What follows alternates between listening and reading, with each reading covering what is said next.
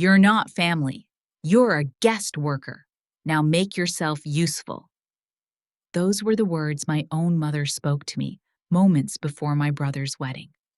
My name is Arya Thorne, and I'm 37. Before I tell you my story, I need to know I'm not alone in this. If you're out there, just a simple "I'm here" in the comments would mean the world. It's a strange feeling to command soldiers, yet feel completely unheard by your own family. This is my journey of reclaiming my voice from the people who tried to take it away. If that sounds like a story you need to hear, please subscribe and join me. Thank you for listening. And now, my story begins.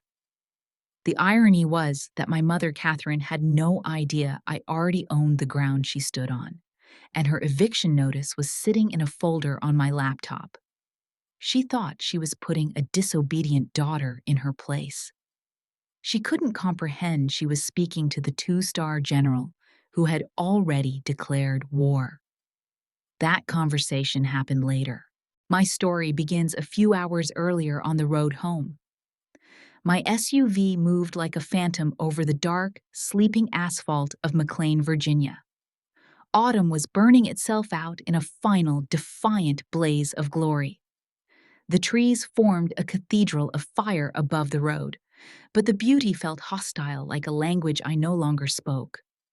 This world of obscene perfection, of sculpted lawns and silent, imposing houses was more alien to me now than the dusty plains of Afghanistan. After years spent in places where survival was the only luxury, this polished suburban tranquility felt like a cage. Then I saw it. The house. It wasn't a home. It was a monument to my family's ambition, a colonial revival fortress with gleaming white columns that stood like sentinels guarding a world I didn't belong to. Even the pristine white picket fence seemed less like a welcome and more like a row of teeth daring me to cross the line. I cut the engine. For a moment, I sat wrapped in the silence of the car, a shield against the loaded quiet I knew was waiting inside. The silence in here was peace. The silence in there was judgment. My own key felt foreign in my hand as I let myself in. The air that greeted me was cold and still, carrying the sterile scent of lemon polish and old money. No voice called my name. My gaze was drawn as if by a magnet to the grand foyer wall, to the empty space. A photo of me on my academy graduation day, beaming proud, impossibly young, had once hung there. Now, it was gone. Vanished. In its place, a colossal oil portrait of Catherine and my younger brother Evan dominated the wall. They were luminous in their formal wear, their smiles perfected for a world of galas and fundraisers, gleaming with a success I had no part in. It wasn't just a redecoration. It was an amputation. I had been surgically removed from the family history. As if on cue, Catherine drifted into the foyer, from the living room a glass of Chardonnay, held elegantly in her hand. A woman in a severe pantsuit, the wedding planner, trailed in her wake. My mother's eyes, my eyes but colder like chips of blue ice, performed a swift, brutal inventory. They scanned my simple jeans and sweater and delivered a silent verdict: inadequate. Her voice, when she spoke, was a performance piece for the planner's benefit. "Arya, your room is upstairs next to storage. Towels are in the linen closet if you need them." Without another glance, she turned her back, resuming a discussion on floral arrangements, as if I were nothing more than a delivery that had been made. I stood frozen on the marble floor, a specter in the house where I was born. Later that evening, the performance swelled into a full production. The house thrummed with the quiet hum of influence as Washington, D.C. Zalit circulated through the rooms, a human terrarium of politicians, lobbyists, and titans of industry. I moved through the crowd, feeling like an anthropologist studying the strange rituals of a tribe to which I had no connection. That was when Catherine found me. Her smile was a politician's weapon, bright and utterly without warmth. She pressed something stiff and white into my palm. An apron. "Aria, darling." She cooed, her voice a melody laced with poison. "So many faces you don't know. Why don't you make yourself useful and help the staff with the hors d'oeuvres? You're accustomed to serving, aren't you?" It was a public execution. The words hung in the air, thick and suffocating. A few nearby guests coughed out polite, stifled laughs. My eyes darted to Evan. He was deep in conversation with a senator. He heard her. He saw my humiliation. And he offered nothing but a slight, dismissive shrug before turning back to his discussion on architecture. His silence was his signature on my death warrant. A tide of hot shame rose up my neck, burning my cheeks. In that instant, I wasn't Major General Aria Thorne of the United States Army. The 2 silver stars on my shoulders, paid for in sweat and blood, evaporated into nothing. I was an inconvenience, a prop in a starchy white apron. The final blow landed minutes later. A kind-faced woman, a friend of my mother's from some charity board, asked me what I did. Before I could answer, Catherine was there, her hand gripping my arm with proprietary force. "Oh, she has a quiet little administrative job with the government," she announced, her tone bright and dismissive. "Stable work, you know. If a bit dry. Administrative." The word was a bullet expertly aimed to neutralize my entire life's work, to shrink it down to something small, gray, and utterly unimpressive. My erasure was now complete. The air in my lungs turned to cement. I was invisible, a ghost, whose only job was to not haunt the real family's party. I gave the kind woman a tight-lipped nod, pulled my arm from my mother's grasp, and walked away. My steps were measured, a controlled retreat from the battlefield. I moved through the glittering crowd, a ghost slipping through the walls, and found sanctuary in the harsh, fluorescent light of the kitchen. The murmur of the party faded behind me. I untied the apron strings. For a beat, I held the cheap, starchy fabric in my hand. Then I let it fall into the stainless steel trash can. It landed softly on a bed of discarded lemon peels. It wasn't an act of rebellion. It was the first shot fired in a war. Sleep was a foreign country that night. In the sterile quiet of the guest room, my designated cell, next to the storage, one image played on a loop in my mind, the white apron surrendering to the trash. And beneath it, a question that had echoed through my life for 20 years. Why, Mom? Why do you despise the very thing that I am? There was only one place to find the answer. I was in my SUV before the sun rose, slicing through the sleeping suburbs toward Arlington National Cemetery. Here the mist clung to the ground like a shroud, and the silence was a language I understood. It wasn't the weaponized quiet of my mother's house. This was a silence filled with reverence, heavy with the weight of sacrifice. I moved through the endless ocean of white marble, each headstone a story of a life given to something larger than itself.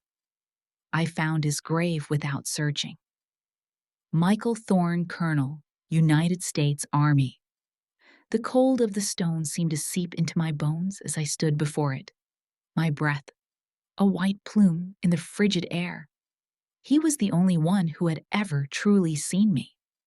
Not the problem, not the outcast, but just me. I closed my eyes and the years dissolved. I was a little girl on our back porch again, the Virginia night, cool on my skin, my father's arm around me. He was pointing to the inky, star-dusted canvas above us. He wasn't just showing me stars. He was giving me a compass. His strong finger traced the celestial map. Your mother only sees the bright ones, Arya. His voice was a low rumble, a sound I still felt in my soul. She loves the glitter, the spectacle. But a real navigator, a real soldier knows that the dim stars, the ones you have to fight to see, are the ones that guide you home in the dark. Be a dim star, honey. Be steady, be true, and hold your course. His words were a ghost, a comforting presence in the morning mist. He understood her, and by extension, he understood my place in her universe. I was not a bright star. I was not meant for her sky. A flood of memories, sharp and painful, broke through the calm. The day my acceptance letter from West Point arrived. It was a thick, important-looking envelope. I had held it in my hands, my heart hammering, with a joy so pure it felt like it could lift me off the ground. I showed it to Catherine. She took it, her perfectly manicured fingers, barely touching the paper, and tossed it onto the mahogany dining table as if it were junk mail. You're ruining your life, Arya. She had declared, her voice devoid of warmth. You'll become hard and coarse. No decent man from our circles will want to marry a soldier. There was no pride, no congratulations, just a verdict, a life sentence. That same week, my brother Evan won a regional school art competition. A simple ribbon and a certificate. For that, Catherine threw a lavish party in the backyard. She invited over 100 guests. There were caterers, a string quartet, and champagne, all for a child's drawing. The injustice of it burned in my memory. But my father, my quiet, constant star, had found a way. He'd snuck me out of the house that evening, away from the tinkling laughter and forced smiles. He drove us into D.C., to a classic D.C. diner, a loud, wonderfully chaotic place that was a universe away from my mother's curated world. We sat at the counter and he ordered us his favorite thing on the menu, 2 chili half-smokes, sizzling hot and smothered in their famous chili. The greasy, delicious, unpretentious meal was the most meaningful celebration of my life. As I ate, he'd looked at me, his eyes full of the pride my mother had denied me. Don't you ever let anyone tell you your dreams aren't worth celebrating? He'd said, his voice firm, over the diner's happy clamor. Not ever. Now, standing at his grave, the memory was so vivid, I could almost taste the chili. The contrast between my father's quiet validation and my mother's loud disapproval was the blueprint of my childhood. I reached into my pocket and pulled out a challenge coin from my old unit. It was heavy and cool in my palm. It was a soldier's tradition, a small token of respect and remembrance left for a fallen comrade. I leaned down and placed it carefully on top of the smooth, cold marble of his headstone. The metal made a soft, definitive click against the stone. I whispered into the quiet air my words meant for him alone. Dad, I'm not lost. I'm just in the dark right now. But I remember your lesson. I remember the stars. I took a deep, steadying breath. It's time I learned to be my own guide star, even if no one else can see the light. A new resolve settled in my heart. It wasn't the hot fire of revenge. It was something colder, stronger. It was a determination to honor his legacy, to reclaim the definition of service and honor that my mother had tried so hard to tarnish. I stood up, squared my shoulders, and turned away from the grave. The morning mist was beginning to burn off, and the first rays of sunlight were piercing through the trees, glinting off the endless rows of white. I was walking out of the shadows, and I knew the path ahead would be my own. The path of a dim star, my father had called it. Driving away from Arlington, I realized that my entire adult life had been lived on that path.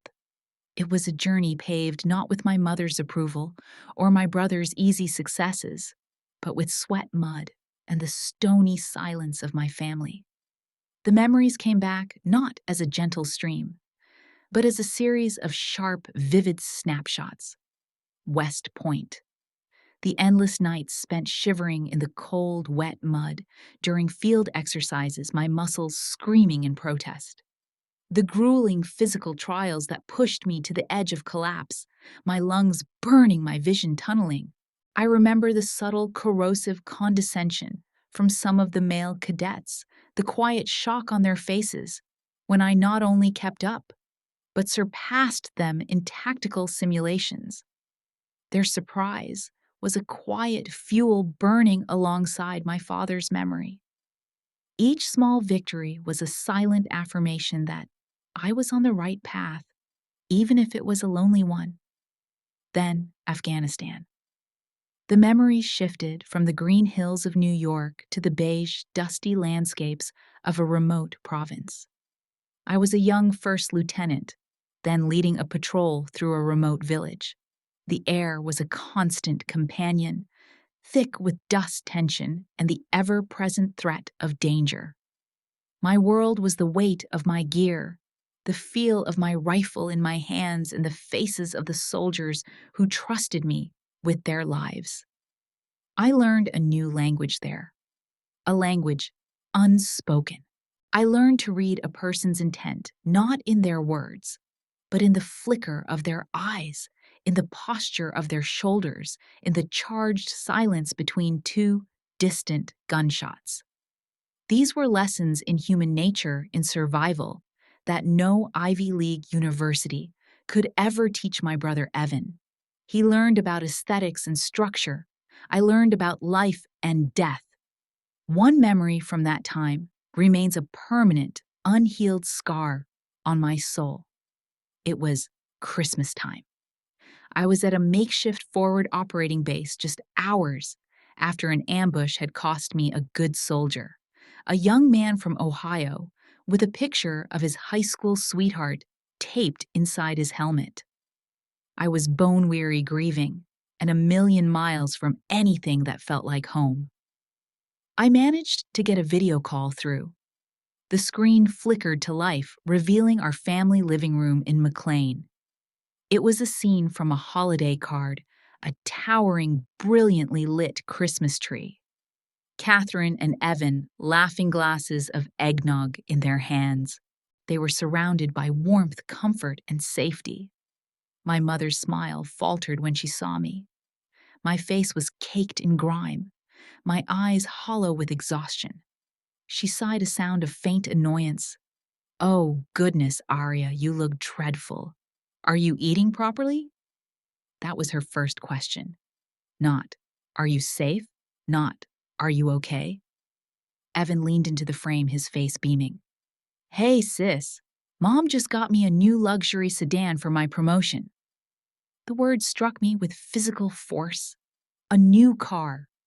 A man I considered a brother was dead, and my own brother was celebrating a luxury vehicle. No one asked about the firefight. No one asked about my men. Suddenly, a siren blared on my end, the unmistakable sound of an incoming rocket attack. "I have to go." The last thing I heard before I cut the connection was my mother's voice turning to Evan, completely unfazed. "Come on, let's go pick out your outfit for the golf club party." The screen went black, leaving me in the deafening roar of the siren and an even more deafening silence in my heart. Now, years later, I sat in the anonymous comfort of a popular coffee shop, not far from that very house. The smell of roasted coffee beans and pastries was a world away from the dust of Afghanistan. I had my encrypted government laptop open, the quiet hum of its fan a familiar sound. I scrolled through my inbox, a digital testament to the life my family refused to see. There was an email with an official invitation to be a keynote speaker at an international security conference in London. Another was a commendation from the Pentagon on an intelligence brief I had authored, a brief that had directly influenced national policy. My work had weight. It had meaning. It was recognized at the highest levels. I took a sip of my black coffee. A bitter smile touched my lips. The world saw me as a general, a strategist, a leader. I was respected by my peers and trusted by my superiors. But in the magnificent colonial house just a few miles down the road, I was still the girl who wasn't good enough, the one who wasn't worth a celebration, the one who was best suited to wear an apron and serve the real guests. The world saw a general, but my family saw a ghost, a useful, but ultimately invisible one. I was still sitting in that coffee shop, the bitter smile lingering on my lips as I stared at the commendation from the Pentagon on my laptop screen. The world saw me, but my family didn't.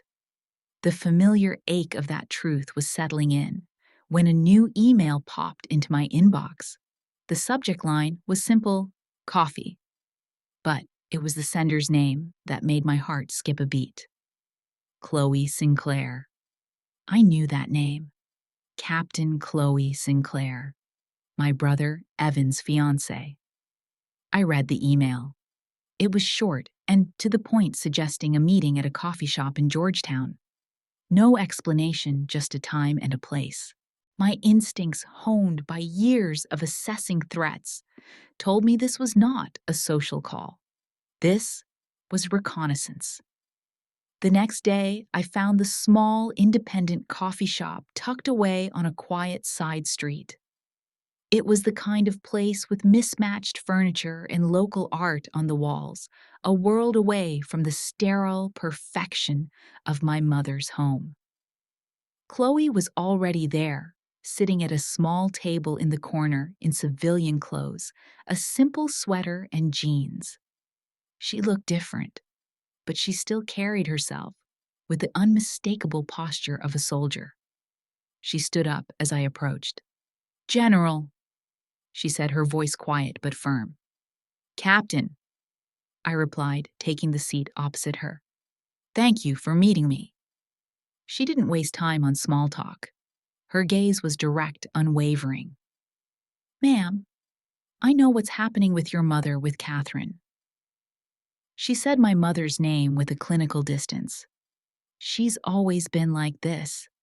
I need you to know that I'm not part of it." I just listened, my expression neutral.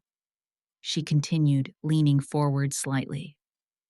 "A year ago, after Evan started boasting about his family's success, I ran a background check on you, a professional verification.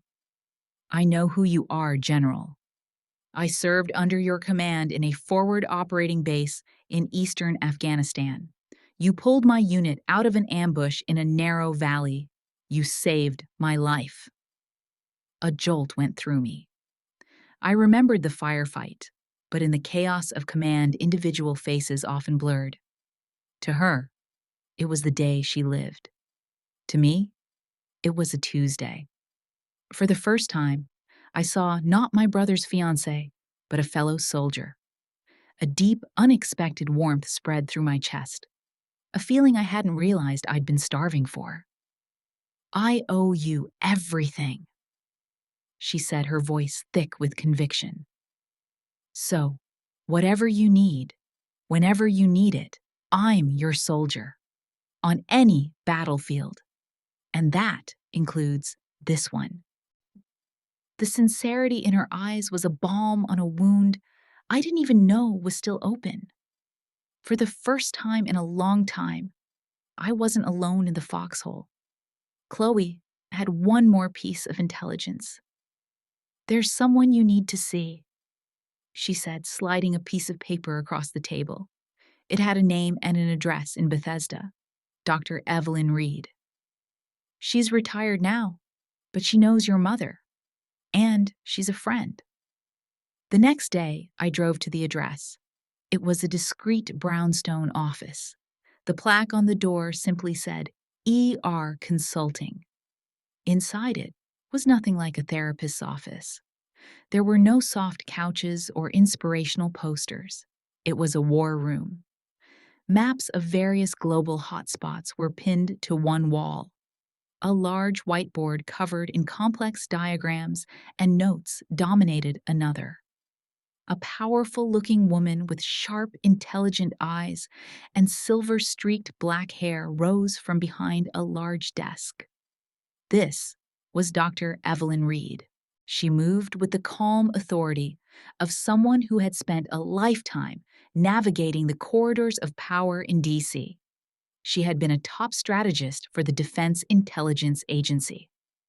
General Thorne, she said, her voice warm but businesslike.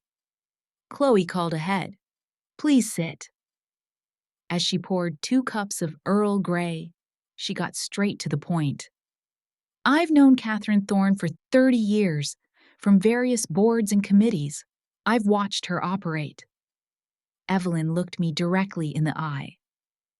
This isn't just a family squabble, Aria. Your mother isn't just attacking your feelings. She's conducting a systematic campaign of information warfare to erase your identity and seize your father's legacy. And we are going to fight back with the same weapons, truth and precision. The word "we" resonated in the quiet room. Evelyn opened a desk drawer and placed 2 small items on the polished wood between us. A digital voice recorder, no bigger than a tube of lipstick, and a black encrypted USB drive. Your mother operates on manipulation and lies spoken in private. Evelyn said, her voice still. From now on, you gather intelligence. Record everything, document everything. We are building a case, your case. That evening, the 3 of us met in Evelyn's war room. A major general, a captain, and a retired DIA strategist. A chosen family forged in shared purpose. There were no tears, no emotional hand-wringing. We talked tactics. Chloe, using her access, pulled up the floor plans and security system schematics for the wedding venue. Evelyn started outlining a timeline, identifying key players on the guest list, journalists, politicians, influential figures who could turn the tide. I provided the ground truth, the history of my mother's actions, the psychological profile of my opponent. For the first time, I felt the tide beginning to turn. The lonely path of the dim star was no longer a solo mission. A new constellation was forming. We were drawing up a battle plan to dismantle Catherine Thorne's empire, not with anger, but with cold, hard facts. It was a campaign fueled by military precision intelligence expertise and the unshakable loyalty of soldiers. The fight for my father's legacy and my own had begun. 2 days after our strategy session in Evelyn's war room, my mother called. Her voice over the phone was unnaturally warm, a tone I hadn't heard directed at me since I was a child. She wanted to have dinner, just the 2 of us, a chance to reconnect before the wedding madness. My internal alarms blared. This was a tactical move, but Evelyn's words echoed in my mind. Gather intelligence. This was my first opportunity. I'd like that, I said, my own voice carefully neutral. Before leaving my temporary apartment, I took out the small, sleek voice recorder Evelyn had given me. With a quiet click, I activated it and slipped it into my clutch. I was no longer just a daughter going to dinner. I was an operative heading into hostile territory. Catherine had chosen a renowned Michelin star restaurant in the Virginia countryside, a place of extreme luxury and hushed tones. It was also incredibly public, a favorite haunt of senators and CEOs, a strategic choice. She knew I wouldn't make a scene there. The entire evening was a carefully constructed stage. She was already seated when I arrived, looking impeccable, in a silk dress, a single strand of pearls at her throat. She smiled, a dazzling public relations smile that didn't reach her eyes. "Arya, darling, you look well," she said, her gaze flicking over my simple black dress, a subtle judgment in the pause. The meal was a masterpiece of culinary art.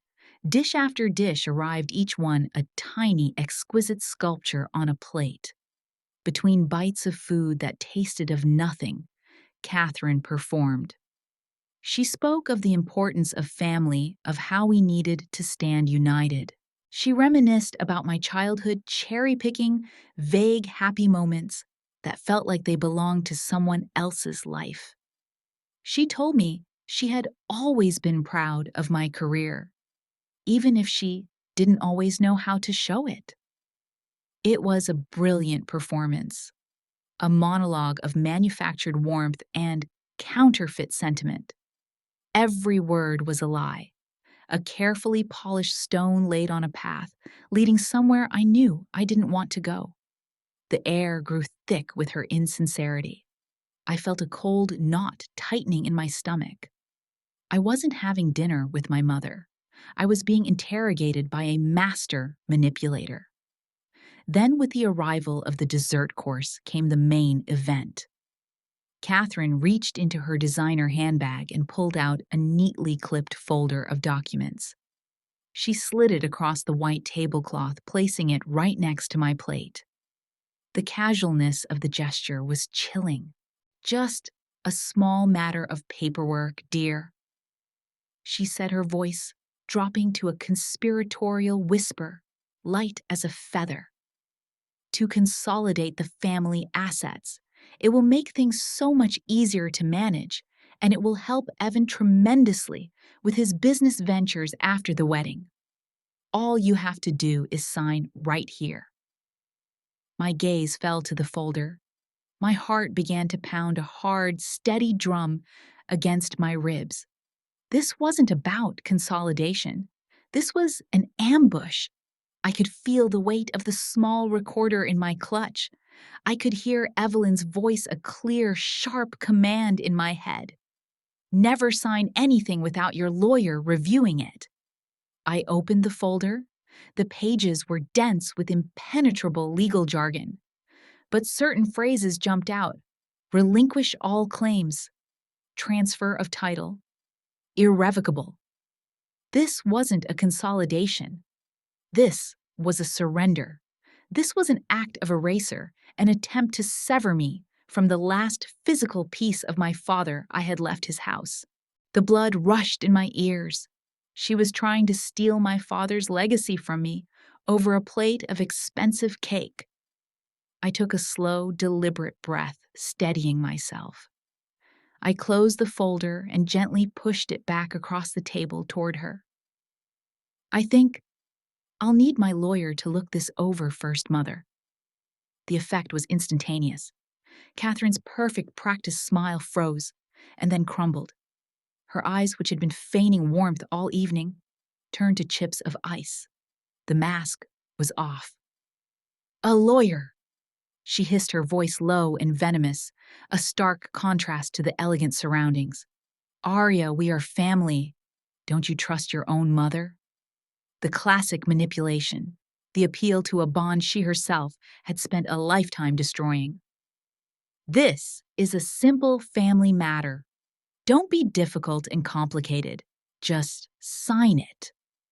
Her hand darted out, her fingers pressing down on the folder. An order disguised as a suggestion. I looked at her hand, then back up at her face, contorted now with a barely concealed fury. For the first time, I didn't feel hurt or shame. I felt a cold, clear-eyed clarity. The game was revealed. I stood up slowly, my movements calm and measured. I took a $100 bill from my clutch and placed it on the table, more than enough to cover my share and the tip. "I'll have my lawyer send it back to you once he's reviewed it," I said, my voice even and steady. Then I turned and walked away. I didn't look back. I could feel her enraged stare, burning into my back as I crossed the dining room, my heels clicking softly on the polished floor. The hushed conversations of the other diners, the clinking of silverware, the entire bubble of manufactured civility faded away. As I stepped out into the cool night air, I knew one thing for certain. The battle had officially begun, and I had just fired the first shot. The moment I stepped back into my temporary apartment after the dinner with Catherine, I acted. There was no time for hesitation. My hands were steady as I took out my phone, laid the legal documents flat on the coffee table, and photographed each page. I sent the images to Evelyn in a secure message with a simple heading, "Tonight's dinner conversation." Then I sat and waited the silence of the room, a stark contrast to the storm brewing inside me. The audio file from the recorder was already uploading to our shared encrypted drive. A few hours later, my phone rang. It was Evelyn. Her voice, usually so calm and strategic, was laced with cold fury. "Arya, I've had my legal contact review these photos. This isn't a power of attorney. This is a full, unconditional waiver of your inheritance rights to the house. It's ironclad. She had it drawn up by a lawyer who specializes in contentious family disputes. She was trying to trick you into signing away your father's home." A wave of nausea washed over me. It was one thing to suspect. It was another to have it confirmed in such brutal legal terms. She had intended to strip me of everything. As if on cue, a text message alert pinged. It was from Chloe. There was no text, just a link. My finger trembled slightly as I tapped it. The link took me to a well-known local Virginia society blog, the kind that chronicles the lives of the wealthy and powerful in the DC area. The headlines seemed to leap off the screen, written in a bold, sanctimonious font: "The Thorne Family and the Prodigal Daughter, a Sad Tale." The article was a masterpiece of character assassination. Anonymously sourced, but clearly fed by Catherine, it painted me as a difficult and reclusive daughter who had abandoned her family to pursue a vague and unsettling career. It insinuated with practiced insidiousness that my time in the military had left me with psychological issues, making me unstable and prone to jealousy over my brother's impending marriage. It claimed I was actively trying to cause trouble for his wedding. But the worst part, the part that made the blood freeze in my veins, was the picture. They had found an old photo of me, taken right after a grueling 72-hour mission in a combat zone.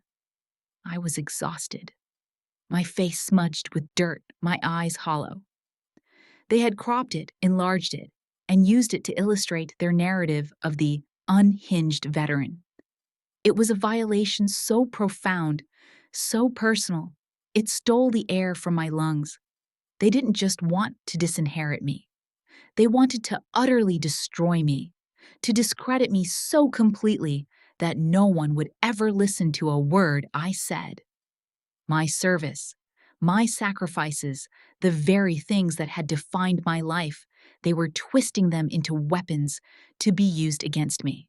I dropped the phone on the couch as if it were on fire. I sank into the darkness of the unlit living room, the city lights twinkling mockingly outside my window. For a moment, I felt the crushing weight of it all: the lies, the betrayal, the sheer calculated cruelty. I felt the floor give way beneath me. And then I remembered my father's voice talking about the dim stars, Evelyn's voice telling me to fight back with truth, Chloe's voice pledging her loyalty.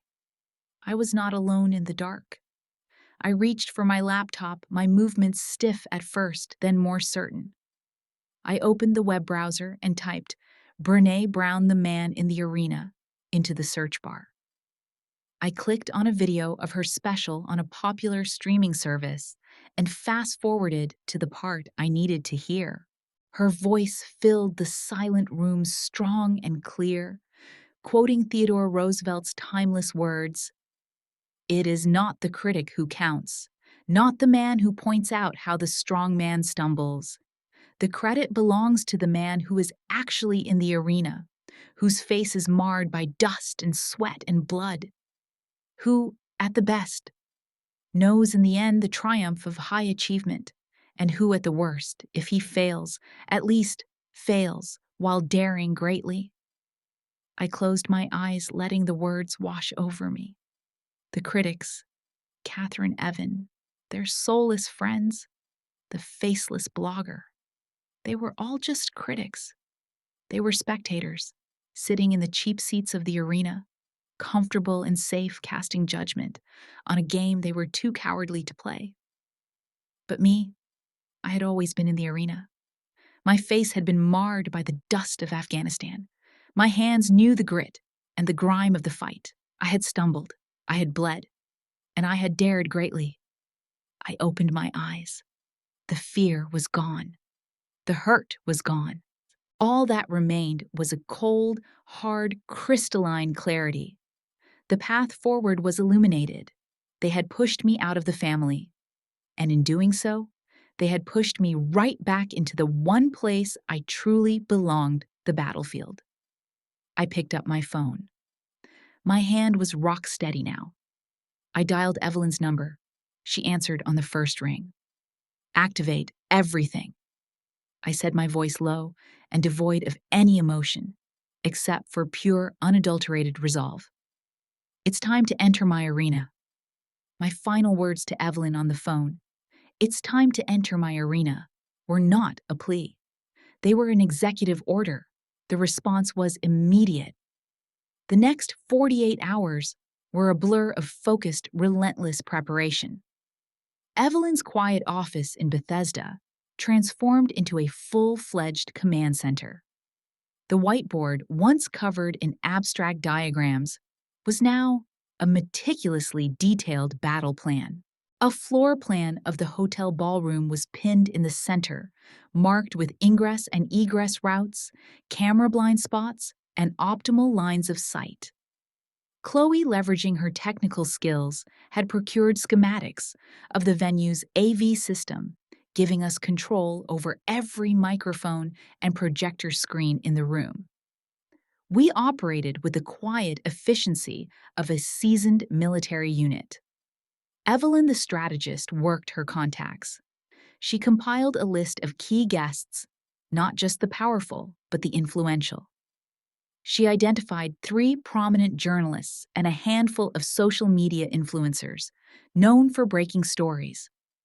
A digital dossier containing every piece of evidence we had was prepared and encrypted, ready to be deployed at the precise moment. Evelyn had already briefed a trusted investigative reporter from a major national newspaper, priming him to expect a package at H hour. Chloe was my intelligence officer. She monitored online chatter, tracking the spread of the hit piece Catherine had planted. She created a detailed timeline of events for the wedding ceremony, predicting choke points and moments of opportunity. There was no emotion, only data. Who would speak and when, where Catherine would be seated, the exact moment the ceremony would transition to the reception. Every detail was a potential advantage. My role was command. I made the call that would secure our most critical asset. Using a secure line, I contacted General Marcus Sterling, my former commanding officer and mentor, now a 4-star general at the Pentagon. I didn't complain or offer emotional backstory. I presented the situation like a field report, a concise, factual briefing on a campaign of misinformation targeting a senior officer. "Sir, I require 2 assets," I said, my voice steady. "The unredacted after-action report for Operation Crimson Shield and a formal video confirmation of my service record and decorations from the Pentagon." There was a pause on the other end of the line, a silence heavy with contemplation. General Sterling was a man of few words, but immense integrity. I knew he understood the unspoken context. The files will be on a secure server for you within the hour. Major General. He finally said, his voice like gravel and steel. It's high time the full story of what you and your soldiers did in that valley was properly recognized. He didn't ask for more details. He didn't question my motives. That was the loyalty of the uniform, a bond forged in shared duty that my mother could never comprehend. The night before the wedding, I didn't sleep. The city lights of Bethesda bled through the blinds, but my focus was entirely within the four walls of my room. I had retrieved my Class A Army service uniform, the formal dress blues, from its garment bag. It was the uniform of ceremony, of tradition, of honor. Under the stark light of the desk lamp, I began the ritual of preparing my armor. I laid out the jacket and meticulously began to affix my decorations. Each medal, each ribbon was a chapter in the life my mother had tried to erase. The silver star for gallantry in action during the very ambush Chloe had survived. The Purple Heart, a silent testament to the shrapnel that had torn through my shoulder in a different firefight, a story I'd never even tried to tell my family. The Defense Superior Service Medal, the Legion of Merit, the Bronze Star. Each pin I pushed through the deep blue fabric was a memory, a fallen comrade, a sleepless night, a moment of terror, a surge of pride. They were a silent, metallic language that told the true story of my service, a story of sweat and blood, not the dry administrative fiction my mother had created.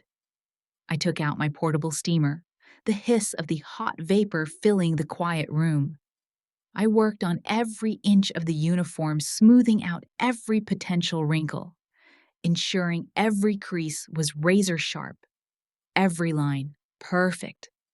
The polished brass buttons gleamed like gold coins. The two silver stars on each shoulder epaulette shone with a cold, hard light. This was more than just preparation. It was a transformation. I was shedding the ill-fitting costume of the difficult daughter they had tried to force upon me. I was stepping back into my own skin. When I was finished, I hung the uniform, a perfect effigy of honor and discipline. I stood before it, seeing not just a jacket, but the embodiment of my oath.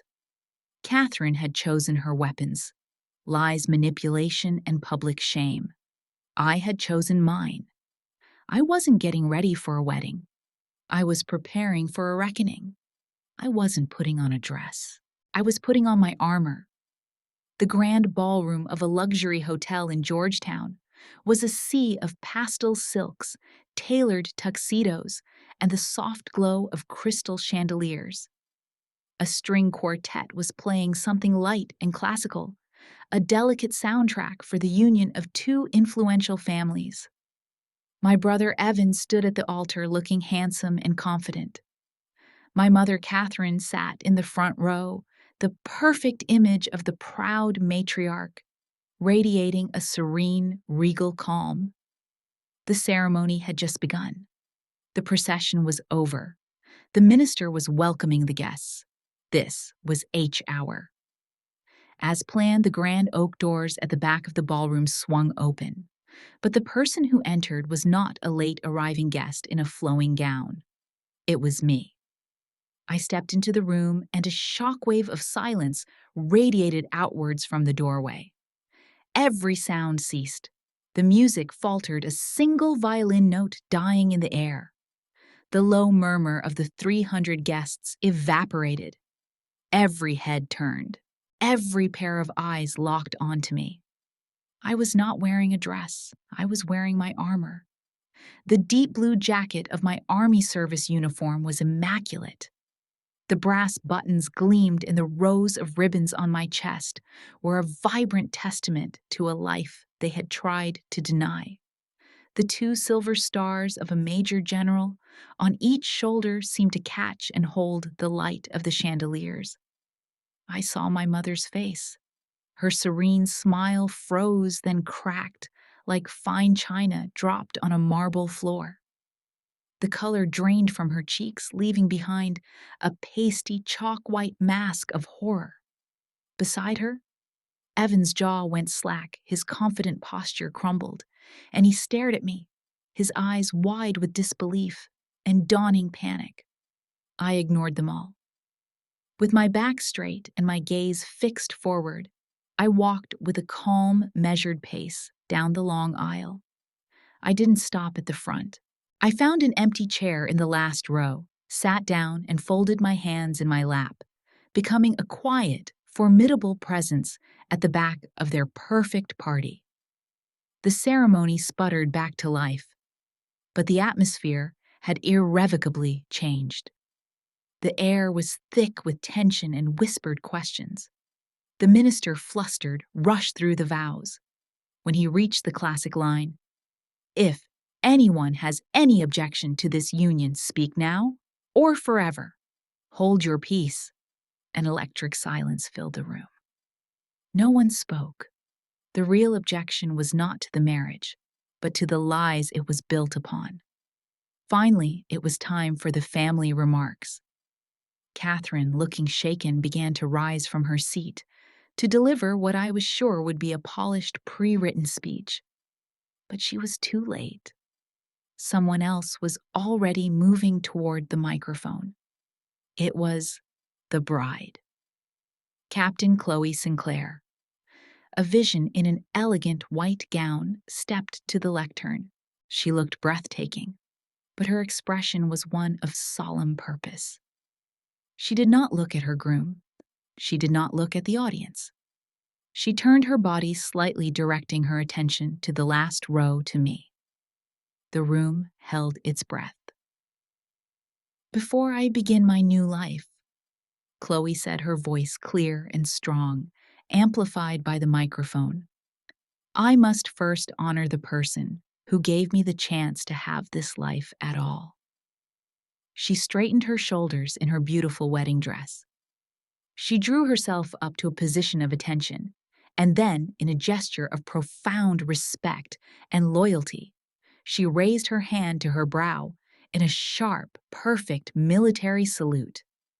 "To Major General Arya Thorne," she declared.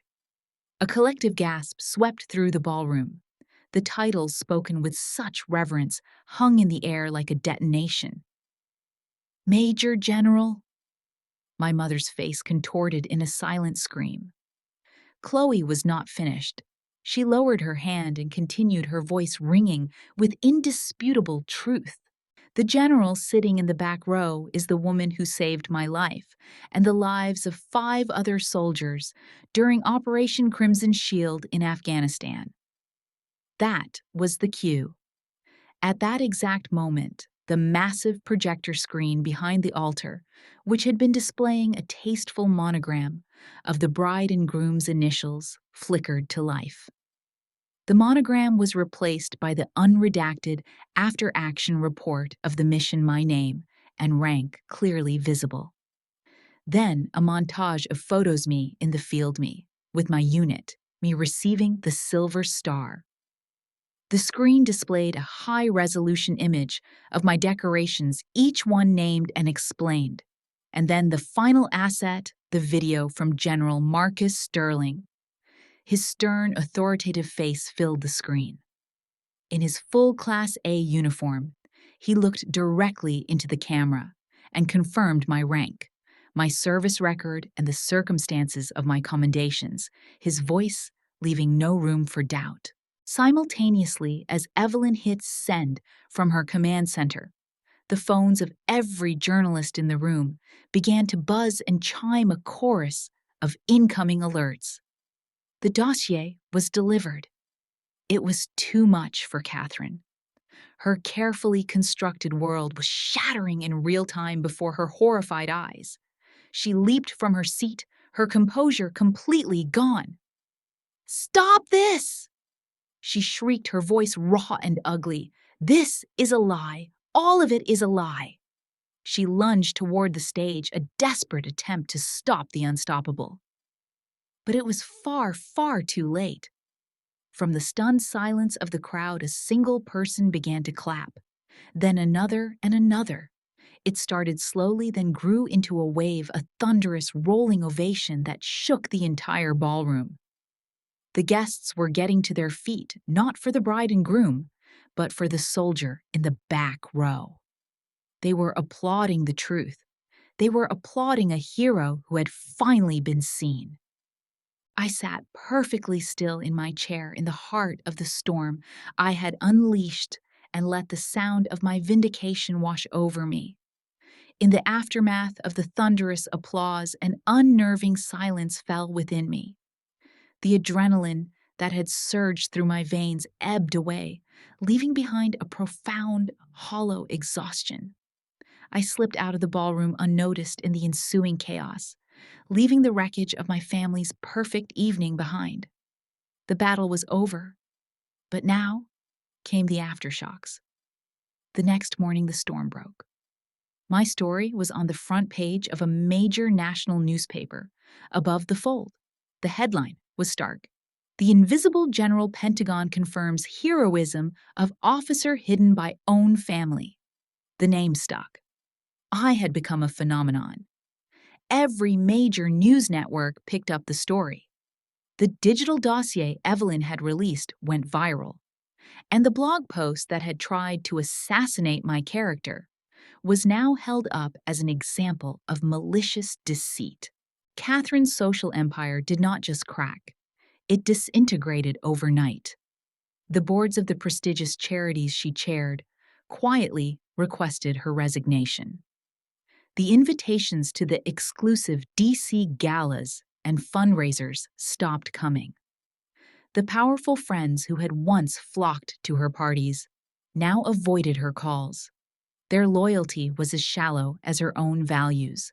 Her currency, her reputation, had been rendered worthless. The wedding, of course, was officially canceled. Chloe told me she had returned the ridiculously large engagement ring to Evan that very night, leaving it on the table of the hotel suite he had booked for their wedding night. She was free. 2 days later, my brother showed up at my apartment. Evan looked terrible. His usually perfect hair was a mess. His expensive clothes were rumpled, and there were dark circles under his eyes. He looked like a man who had seen his gilded world collapse. He stood in my doorway, not with an apology, but with an accusation. "You ruined everything," he said, his voice a ragged whisper of disbelief. "Everything. Did you have to do it like that?" I looked at my little brother, the boy I had once protected on the playground, the man I had tried to love despite the wall my mother built between us. And for the first time, I saw him with perfect, painful clarity.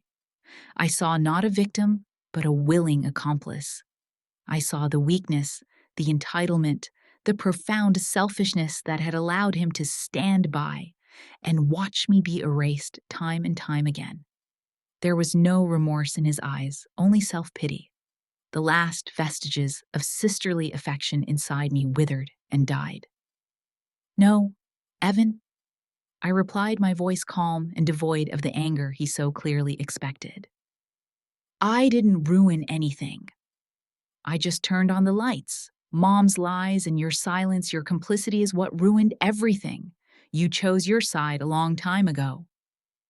He just stared at me, his mouth opening and closing with no sound coming out, like a fish out of water.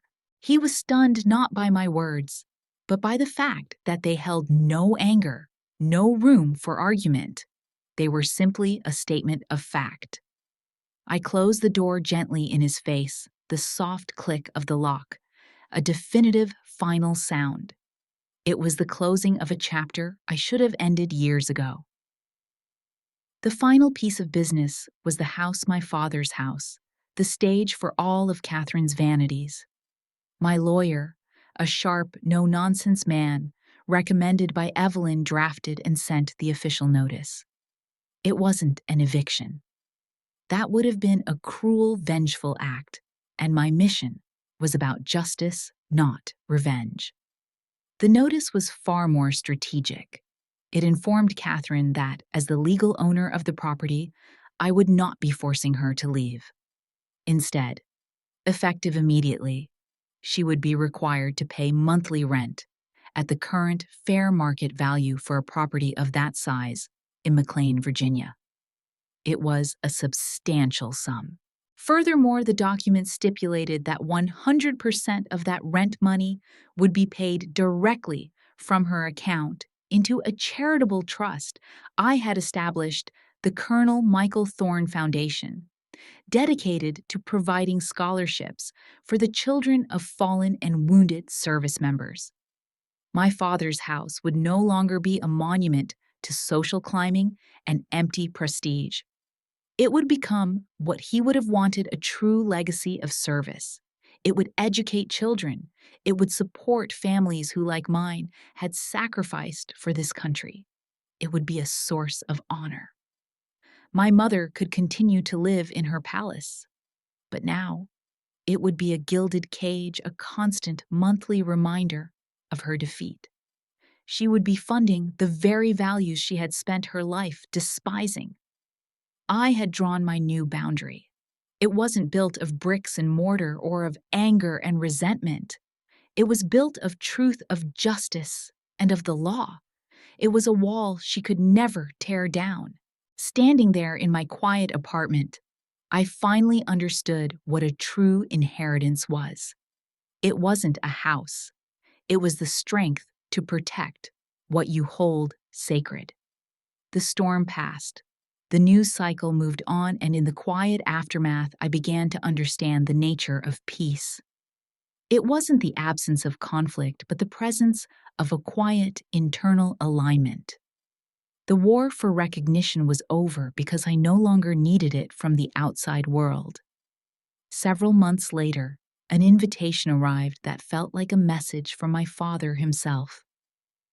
I was asked to be the keynote speaker at the graduation ceremony for the United States Military Academy at West Point. Standing on that historic rostrum, looking out at the sea of cadets in their crisp gray uniforms, the long gray line, I felt my father's pride swell within me. This was the stage he had dreamed of for me. But as I looked into their young, eager faces, I knew I couldn't talk to them about conventional warfare. They would learn enough about that soon enough. So, I spoke about a different kind of combat. We train you here for the battlefields of the world, I said, my voice steady over the podium. But I'm here to tell you that sometimes the most difficult arena you will ever fight in is the one within your own home. The most courageous act is not always facing enemy fire, but speaking the truth to those who are supposed to love you. Honor is not just a word we embroider on our flags. It is a boundary you must draw to protect your own soul. Looking out at the future leaders of the Army, I felt a sense of peace so profound it was almost startling. I was giving them the map. I never had the one my father had tried to draw for me in the stars. When I returned to my apartment in D.C., an email was waiting for me. It wasn't from the Pentagon or a news agency. It was from a small foundation called Heirloom for Heroes, a scholarship fund I had been quietly financing for years with a portion of my salary. It was my secret legacy, a quiet act of service no one knew about. The email contained a short video file. I clicked play. A young woman appeared on the screen, her face bright, with a joy so radiant it was contagious. She was standing in what looked like a college dorm room, a university banner hanging on the wall behind her.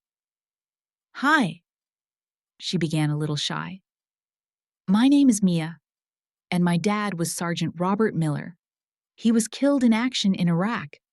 I was told this video might get to the anonymous donor who funded my scholarship. She took a breath, her eyes shining with unshed tears. I just wanted to say thank you. My whole life, people have looked at me with pity. My mom works 2 jobs. College felt like an impossible dream. But you believed in me. Whoever you are, thank you for believing in me when no one else did. The video ended. I sat there in the silence of my apartment, tears streaming down my face. But they weren't tears of sorrow or anger. They were tears of pure, unadulterated contentment. The front page stories, the public applause, the forced surrender of my mother. None of it mattered as much as this single heartfelt thank you from a girl I would never meet. This was it. This was my real legacy. Not the medals on my chest, but the quiet impact I could have on a life, unseen and uncredited. I was my father's dim star, and I was finally guiding someone home. I turned to my laptop, the view of the Potomac River, a calm, steady presence outside my window. I opened a new blank document. I no longer needed to prove anything to anyone. My fight was over, but I realized I had one more mission. I needed to tell this story. Not for fame, not for vindication, but for the other soldiers out there, for the forgotten sons and daughters, for anyone standing alone in their own arena feeling invisible. My fingers found the keyboard. I typed the first words. They say, home is where the heart is. But sometimes, you have to leave home to find your heart again. In the end, I learned that your worth isn't defined by those who refuse to see your light. True strength is becoming your own North Star, guiding yourself out of the dark. Thank you for being here to witness my story. This is for anyone who has ever felt invisible, for those whose greatest victories are won in silence, and for every dim star out there shining on whether anyone else is watching or not. If this story resonated with you, just leave a heart in the comments, because every heart is a quiet signal of support, a flicker of light for anyone who feels lost in the dark.